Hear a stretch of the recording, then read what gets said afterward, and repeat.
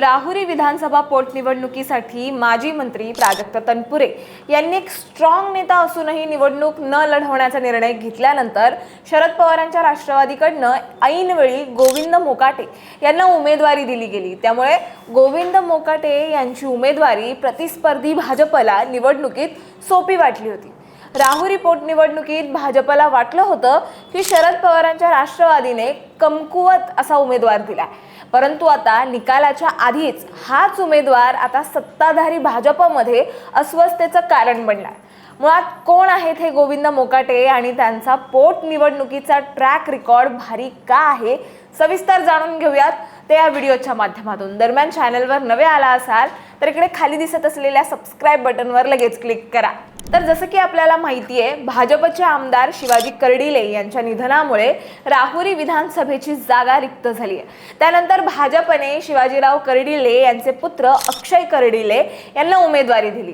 राष्ट्रवादी शरद पवारांच्या गटाकडनं माजी मंत्री प्राजक्त तनपुरे रिंगणात उतरणार असल्याची जोरदार चर्चा होती।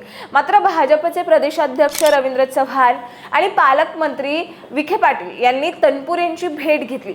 मुख्यमंत्री फडणवीस यांनी फोनवरून संवाद साधला आणि राहुरी मतदारसंघाच्या विकास कामांसाठी मदतीचं आश्वासन दिल्यानंतर तनपुरे यांनी उमेदवारी दाखल न करण्याचा निर्णय घेतला। भाजपला वाटलं आता अख्खं मैदान आपलंय, ज्यात तनपुरेंच्या माघारीनंतर शरद पवार गटाने गोविंद मोकाटे यांना उमेदवारी दिली आणि आता भाजपचे अक्षय कर्डिले विरुद्ध गोविंदराव मोकाटे अशी थेट लढत निश्चित झाली। भाजपने सुटकेचा निश्वास सोडला कुठे, तोच निकालाआधी गोविंदराव मोकाटे यांच्यामुळे भाजपमध्ये आता अस्वस्थता पसरली आहे। कारण काय तर गोविंद मोकाटे यांच्याकडून विजयाचे वारंवार उल्लेख होत आहेत। हाच उल्लेख सत्ताधारी भाजपला अस्वस्थता करणारा ठरू लागलाय, कारण गोविंद मोकाटे यांचे पोटनिवडणुकीतील आधीचे ट्रॅक रेकॉर्ड्स भारी आहेत। आता 2013च्या पंचायत समितीची निवडणूक पाहता पंचायत समिती सदस्य रामदास आव्हाड यांच्या निधनाने तेव्हा पोटनिवडणूक झाली होती आणि भाजपने त्यांच्याच पत्नी सुमन यांना उमेदवारी देऊन सहानुभूतीचा फायदा घेण्याचा प्रयत्न केला।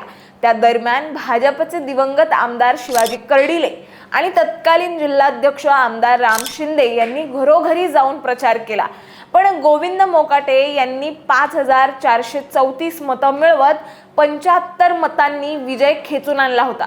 होय, या विजयात कर्डिले यांच्या स्वतःच्याच बालेकिल्ल्यातच मोकाटे यांनी मुसंडी मारली होती आणि त्यांनी कर्डिले यांना धोबी पछाड दिला होता।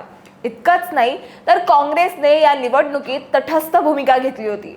पुढे 2017ची जिल्हा परिषद निवडणूक पाहता मोकाटे यांची मुलगी भाग्यश्री मोकाटे यांनी 2017 मध्ये जिल्हा परिषदेच्या जेऊर गटातून शिवसेनेच्या तिकिटावर विजय मिळवला होता आणि इथेही भाजपचे दिवंगत आमदार शिवाजी कर्डिले यांच्याच बालेकिल्ल्यात खिंडार पडण्यात मोकाटे यशस्वी ठरले होते। परंतु एकीकडे असं असलं तरी दुसरीकडे मतदानाचा टक्का मात्र घसरला।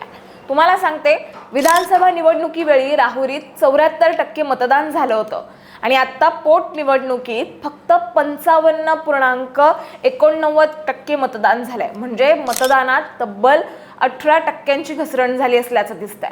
परिणामी मतदानाचा घसरलेला आकडा हा चिंताजनक आहे।